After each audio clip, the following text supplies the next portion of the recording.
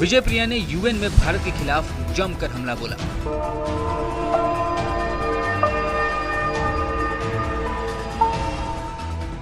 कैलासा कहां है?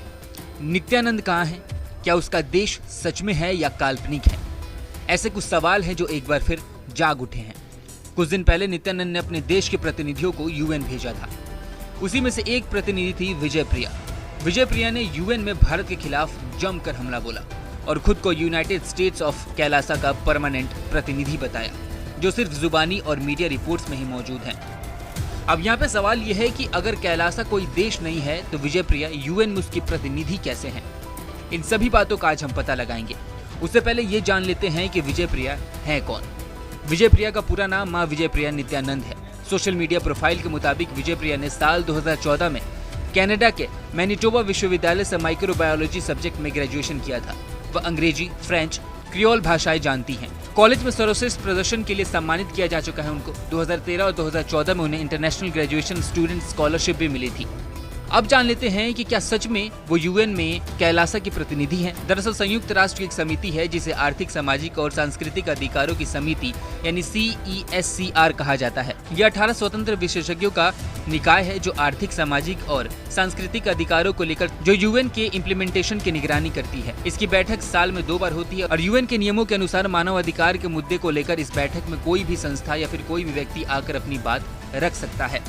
अब बताया ये जा रहा है कि इसी बात का फायदा उठाकर रेप केस के भगौड़े नित्यानंद ने विजय प्रिया को यूएन भेजा भारत पे हमला बोलने के लिए। अब जान लेते हैं कि क्या कैलासा एक देश है? अगर देश नहीं है तो क्या है, और अगर है तो कैसे है? मीडिया रिपोर्ट्स के मुताबिक नित्यानंद का देश साउथ अफ्रीकाई देश इक्वाडोर के तट के पास मौजूद है। BBC के अनुसार उसने वहीं पे एक आइलैंड खरीदा था जिसे अब वो देश बुलाता है, लेकिन आज तक इस देश की एक भी तस्वीर सामने नहीं आई।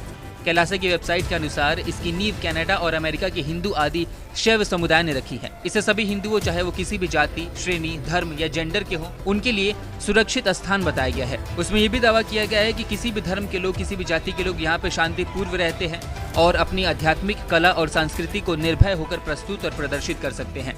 इतना ही नहीं, नित्यानंद के फॉलोअर सोशल मीडिया पर मौजूद हैं और अपने देश में हो रहे विकास कार्यों के पोस्ट और तस्वीरें सोशल मीडिया पे साझा करते हैं। प्रतिनिधि कैलासा के बारे में लगातार कुछ न कुछ लिखते रहते हैं। सिर्फ इतना ही नहीं, वो अपने देश के बारे में दुनिया भर के डिप्लोमेट से चर्चा करते हुए फोटो और वीडियो भी सोशल मीडिया पे शेयर करते हैं। लेकिन अब इन सब का कोई फायदा नहीं रह चुका है। आपको बता दें कि यूएन ने अभी तक कैलासा को पहचान नहीं दी है, यानी देश नहीं माना है। 1933 के मोंटेविडियो कन्वेंशन के अनुसार किसी क्षेत्र को देश कहे जाने के लिए जरूरी है कि उसके पास अस्थायी आबादी, एक सरकार और अन्य देशों के साथ संबंध रखने की क्षमता हो, और ये चीजें नहीं है कैलासा के पास। इसी कारण यूएन ने उसे देश अभी तक नहीं माना है। अब ये तो पक्का है कि कैलासा एक देश नहीं है, लेकिन देश नहीं है तो आखिर क्या है? ऐसा बताया जाता है कि कैलासा एक माइक्रोनेशन है। इंसाइक्लोपीडिया ब्रिटानिका के मुताबिक माइक्रोनेशन वो सेल्फ स्टाइल संस्थाएं हैं, या फिर ऐसे कह सकते हैं कि इंडिपेंडेंट स्टेट है जो दावा करती है कि वो खुद का देखरेख करती है, उनके पास एक गवर्नमेंट है, लेकिन इनको कोई बाहरी देश मान्यता नहीं देता है। इंडिपेंडेंट के मुताबिक साल 2019 में दुनिया भर में कुल 80 माइक्रोनेशंस थे। आखिर में बात यही है कि कैलासा एक माइक्रोनेशन है जिसे कोई भी देश नहीं मानता है। इन सब के बाद अगर आप इस देश की नागरिकता लेना चाहते हैं तो आप अप्लाई कर सकते हैं ई नागरिकता के लिए, क्योंकि यूनाइटेड स्टेट ऑफ कैलासा ने कुछ दिन पहले एक पोस्ट शेयर किया था ई नागरिकता को लेके।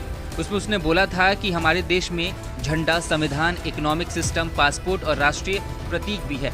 कैलासा की वेबसाइट के मुताबिक इसके पास हर दूसरे देश की तरह ट्रेजरी, कॉमर्स, संप्रभु, आवास, मानव सेवा जैसे विभिन्न विभाग हैं। कैलासा का दावा है कि अंतर्राष्ट्रीय हिंदू प्रवासियों के लिए घर प्रोवाइड करता है कैलासा। अब यहाँ पे सबसे जरूरी सवाल यह है कि आखिर नित्यानंद हैं कहाँ पे?